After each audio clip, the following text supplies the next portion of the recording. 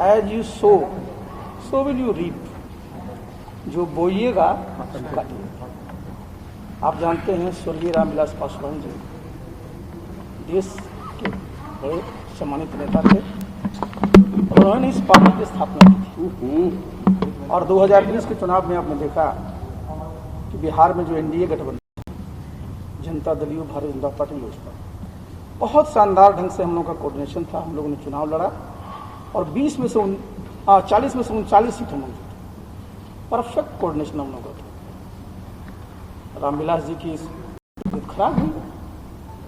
2000 आपने देखा कि 20 का जो हमारा असेंबली का चुनाव हुआ, उसमें जो उनके पार्टी को नेतृत्व दे रहे थे, उनका कैसा खराब रवैया है, किस प्रकार की रणनीति उन्होंने बनाई, किस प्रकार से एनडीए को डैमेज किया। तो स्वाभाविक है कि अगर आपके मन में कुछ इस तरह की बात रहेगी तो उसका परिणाम आएगा। और साथ ही आप जानते हैं कि लोक जनशक्ति पार्टी में स्वर्गीय रामचंद्र पासवान जी का, उनके भाई पशुपति पारस जी का और भी जितने साथी हैं, सब लोगों का एक योगदान रहा और सब लोग पुराने अनुभवी सब राजनीतिक हैं। और आप जानते हैं कि बिना मेहनत के किसी को बहुत बड़ा पद अगर मिल जाता है तो देखिए, पद प्राप्त करना और उसको पचाना, ये दोनों बहुत अहम होता है।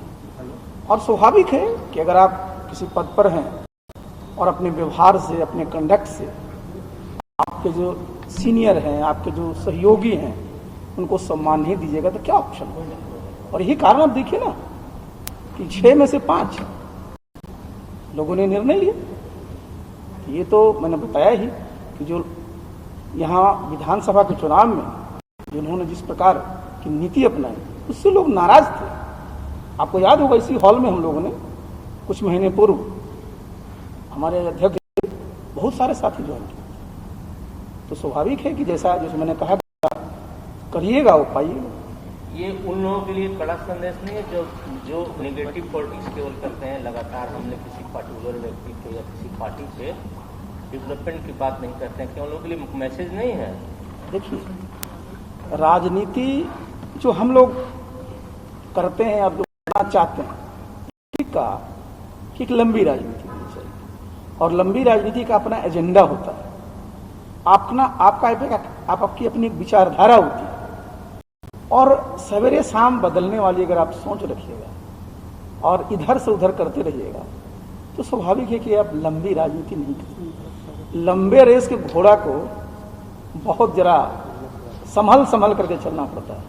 ये तो पता चला कि एक ही रेस में आपने इतनी तेज दौड़ लगाई, पास तो कर गए, लेकिन पता चला कि आगे एक्सीडेंट हो गया। इसलिए राजनीति में सब लोगों को, सब जगहों को, सब चीजों में हमेशा अपना जो हमारा पक्ष है, हमारी जो विचारधारा है, उस पर काम करना है। सर, दिल्ली में भी जदयू की बात कर रहे हैं कि सारे लोग जदयू में आएंगे, क्या केंद्रीय मंत्रिमंडल में इनको जगह भी अब मिलेगी विस्तार? देखिए, आपने 2-3 सवाल एक ही साथ।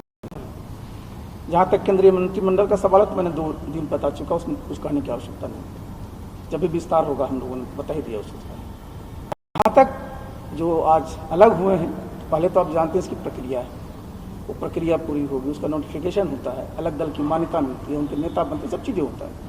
उसके बाद हर एक पार्टी का अपना संविधान होता है, उस संविधान के अनुसार आगे की कार्रवाई होती है। और आप जानते हो तो एनडीए के हिस्सा रहे हैं और एनडीए में हम लोग तो 2 ही लोग ना हैं, बीजेपी और जेडीयू है, दोनों जहां जाएंगे स्वागत होगा। तो दिल्ली में कहा कि नीतीश कुमार एनडीए के सर्वमान्य नेता है, पशुपति पारस अभी बोल रहे थे, तो क्या लगता है कि विधानसभा चुनाव के वक्त जब चिराग पासवान बयान पर बयान दे रहे थे, उस वक्त ही लोजपा नाराज थी या फिर नहीं? ये तो मैंने आपको बताया ही कि देखिए, सब लोग एक देखिए बहुत ही यहाँ अच्छे ढंग से हम लोग एनडीए को चला रहे थे। उसमें याद करिए ना, पशुपति पारस जी भी यहाँ पर मंत्री थे, लोकसभा में जो चुनाव लड़ा गया था एक बहुत अच्छा माहौल था।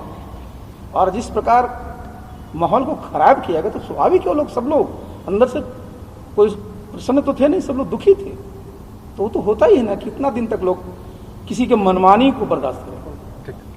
क्या लगता है सर, जो विधानसभा चुनाव में नंबर आप लोग को है, ये चिराग पासवान को जो था कैंपेन एंटी जेडीयू, उसी का परिणाम था, उनको इसका मिल गया परिणाम? देखिए, एक बात बता देते हैं, अभी उनकी उम्र बहुत है। मैंने बताया ना कि आदमी को लंबे रेस का घोड़ा होना चाहिए और लंबी राजनीति को सोचना चाहिए। और सबसे जरूरत है कि राजनीति में अपने सिद्धांत के साथ साथ आपके साथ जो अनुभवी लोग हैं, आपके जो सहयोगी के अनुभवी हैं, उनका भी मान सम्मान करना सीखें। Thank you. कहा जा रहा है कि सर लोजपा में तो बड़ी टूट हुई है, आने वाले दिनों में कांग्रेस में भी टूट देखी जा रही है, संभावना है कि वो भी। अच्छा, आप जरा देखिए जिस पार्टी का नाम लीजिए, आप जरा इस बात को गौर करिए। बंगाल में इनकी सरकार हुआ करती थी, आज भी लोकसभा में जो विपक्ष के नेता हैं वो कहाँ के हैं? बंगाल के। लेकिन बंगाल का जो रिजल्ट हुआ अभी, कांग्रेस का एक भी विधायक नहीं, क्या नहीं खाता। तो स्वाभाविक है कि लोगों को लगता है कि भाई जहां दिखता है कि लोग जो डूबता हुआ जहाज है, तो सब उससे निश्चित रूप से अलग होना चाहते हैं। तो आप देख रहे होंगे जो भी उनमें जो युवा हैं, पहले देखिए आदरणीय माधवराव सिंधिया जी, जितिन प्रसाद जी, सब लोग क्या करेंगे। आप राजस्थान में भी देखते रहते सचिन पायलट जी का। तो कहीं भी देखिए, अगर आप इस प्रकार की राजनीति करिएगा, यहाँ की अपने पार्टी में लोगों को बोलने का, विचार रखने का अवसर नहीं दीजिएगा, संगठन पर ध्यान नहीं दीजिएगा और सिर्फ परिवार पर रहिएगा, तो बहुत लंबा नहीं चल सकता। बिहार में अगर नेता आना चाहते हैं एनडीए में तो उनका स्वागत रहेगा। कौन? बिहार में कांग्रेस के नेता जो है देखिए, ये तो इसका तो देखिए, हम जानते जब ब्रिज कोई बनता है ना तो ना पार करेगा। अभी जब वो नौबत आएगी देखिए।